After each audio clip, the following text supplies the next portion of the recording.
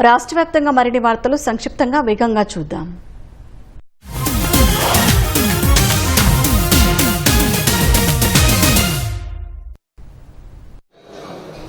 రాష్ట్రంలో ఎఫ్సీబీ పొగాకు కొనుగోళ్ల ప్రక్రియ సానుకూలంగా కొనసాగుతోందని మంత్రి అచ్చెన్నాయుడు అన్నారు. ఇప్పటి వరకు 117 వేలాలు పూర్తి కాగా సుమారు 60 మిలియన్ కిలోల పొగాకును కొనుగోలు చేసినట్లు తెలిపారు.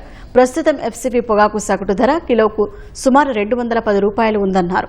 రోజుకు 1.5 నుంచి 2 మిలియన్ కిలోల వరకు పొగాకు అమ్మకాలు జరుగుతున్నాయని వివరించారు. కొనుగోళ్ల వేగం పెరగడంతో పాటు నోబిడ్ శాతం క్రమంగా తగ్గడం మంచి పరిణామమని మంత్రి అన్నారు. రైతులకు లభించే సగటు ధర మరింత పెరిగేలా చర్యలు తీసుకోవాలని కంపెనీలు ట్రేడర్లను కోరినట్లు తెలిపారు. పొగాకు రైతులకు మెరుగైన ధర లభించేలా ప్రభుత్వం అన్ని చర్యలు తీసుకుంటోందని మంత్రి అచ్చెన్నాయుడు స్పష్టం చేశారు. హైకోర్టులో మీడియేషన్ ఆర్బిట్రేషన్ సెంటర్ల ఏర్పాటుకు రాష్ట్ర కేబినెట్ ఆమోదం తెలిపిందని మంత్రి ఎన్ఎండి ఫరూక్ అన్నారు. 14 మందితో మీడియేషన్, 15 మంది సిబ్బందితో ఆర్బిట్రేషన్ సెంటర్ ఏర్పాటు చేయనున్నట్లు వెల్లడించారు. హైకోర్టు పరిపాలన సౌలభ్యం కోసం అడ్మినిస్ట్రేటివ్ ఆఫీసర్ పోస్టును డిప్యూటేషన్పై భర్తీ చేసేందుకు కూడా కేబినెట్ ఆమోదం తెలిపిందన్నారు. పెండింగ్ కేసుల పరిష్కారం, ప్రజలకు సత్వర న్యాయ సేవలు అందించడమే లక్ష్యంగా ప్రభుత్వం చర్యలు చేపడుతోందని మంత్రి వివరించారు. నంద్యాల ఎస్ఆర్బీసీ కాలనీలో టిట్కో గృహాలను జిల్లా కలెక్టర్ రాజకుమారి పరిశీలించారు. మౌలిక వసతులు పూర్తి చేసి లబ్దిదారులకు ఇళ్లను త్వరగా కేటాయించాలని సంబంధిత అధికారులకు సూచించారు. ఇప్పటికే ఇళ్లలో ఉన్న కుటుంబాలు తమ సమస్యలను కలెక్టర్కు విన్నవించాయి. మార్కాపురం జిల్లాలోని పూల సుబ్బయ్య వెలిగొండ ప్రాజెక్టు నిర్వాసితుల పునరావాస కాలనీలో మౌలిక వసతుల పనులను వేగవంతం చేయాలని కలెక్టర్ విజయ సునీత అధికారులను ఆదేశించారు. ఉన్నతాధికారులతో కలిసి పునరావాస కాలనీ లేఅవుట్లను ఆమె పరిశీలించారు. ఈ నెలాఖరుకు గ్రామాలను ఖాళీ చేయనున్న నేపథ్యంలో వారికి కేటాయించిన లేఅవుట్లలో జరుగుతున్న తాగునీరు, రహదారులు, విద్యుదీకరణ, డ్రైనేజీ పనుల పురోగతిపై అధికారులను అడిగి తెలుసుకున్నారు. ప్రాజెక్టు నిర్వాసితులకు ఎలాంటి ఇబ్బందులు తలెత్తకుండా నిర్దేశిత గడువులోగా అన్ని రకాల మౌలిక వసతుల పనులను పూర్తి చేయాలని కలెక్టర్ అధికారులకు సూచించారు. ఆస్తి పన్ను చెల్లింపు, టైటిల్ మార్పు కోసం 15,000 రూపాయల లంచం తీసుకుంటూ ఓ రెవెన్యూ ఇన్స్పెక్టర్ ఏసీబీ అధికారులకు చిక్కారు.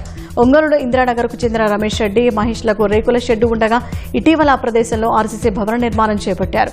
దీనికి సంబంధించి ఆస్తి పన్ను చెల్లింపుతో పాటు టైటిల్ మార్పు కోసం ఈ నెల 12న రెవెన్యూ ఇన్స్పెక్టర్ నరేంద్రను సంప్రదించారు. ఈ ప్రక్రియ పూర్తి చేసేందుకు నరేంద్ర 15,000 డిమాండ్ చేశాడు.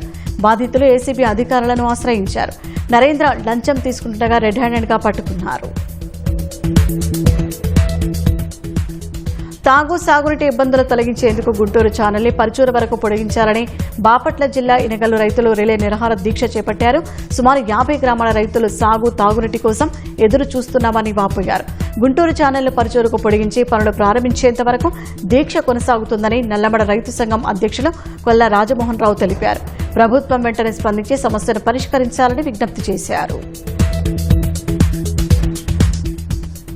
నెల్లూరు జిల్లా చిట్వేల్ రాపూర్ ఘాట్ రోడ్డులో చిరుతపులి కలకలం సృష్టించింది. మంగళవారం సాయంత్రం కొందరు పెంచలకోన వైపు కారులో వెళ్తుండగా ఘాట్ రోడ్డులోని 3వ మలుపు వద్ద చిరుతపులి కనిపించినట్లు తెలిపారు. రోడ్డు పక్కన ఉన్న గోడపై చిరుత కూర్చొని ఉండగా కారు సమీపించడంతో అక్కడి నుంచి చెట్లలోకి వెళ్లిపోయినట్లు చెబుతున్నారు. అటువైపు వెళ్లే వాహనదారులు అప్రమత్తంగా ఉండాలని అటవీశాఖ అధికారులు సూచించారు. ఈ నెల 7న జరిగిన షేక్ ఇంతియాజ్ హత్య కేసులో 3గురిని కర్నూలు పోలీసులు అరెస్ట్ చేశారు. 1వ పట్టణ పోలీస్ స్టేషన్ పరిధిలోని మాసూం బాషా దర్గా వద్ద ఇంతియాజ్ తలపై బండరాయితో కొట్టి చంపారని సీఐ మారుతి శంకర్ తెలిపారు. ఈ కేసులో షేక్ ఇమ్రాన్, మహమ్మద్ జవాద్, ఇర్ఫాజ్లను నిందితులుగా గుర్తించారు. వారిని కోర్టులో హాజరుపరచగా వచ్చే నెల 1వ తేదీ వరకు రిమాండ్ విధించినట్లు వెల్లడించారు. తిరుమల శ్రీవారి అన్నప్రసాద వితరణకు కూరగాయల దాతలు అత్యంత కీలక పాత్ర పోషిస్తున్నట్లు టీటీడీ అదనపు ఈవోచ్ వెంకయ్య చౌదరి అన్నారు.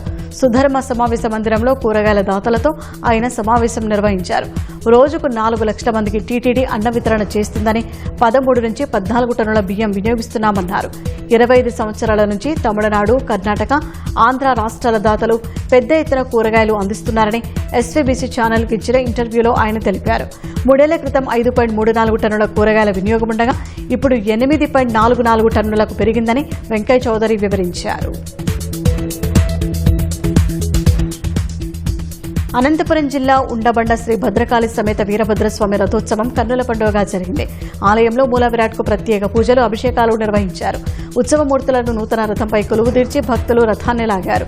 శ్రీ వీరభద్రస్వామి నామస్మరణతో ఆలయ ప్రాంగణం మారుమోగింది. భక్తులు పెద్ద సంఖ్యలో తరలివచ్చి స్వామివారిని దర్శించుకున్నారు. భక్తులకు ఇబ్బందులు కలగకుండా అధికారులు భద్రతా ఏర్పాట్లు చేశారు.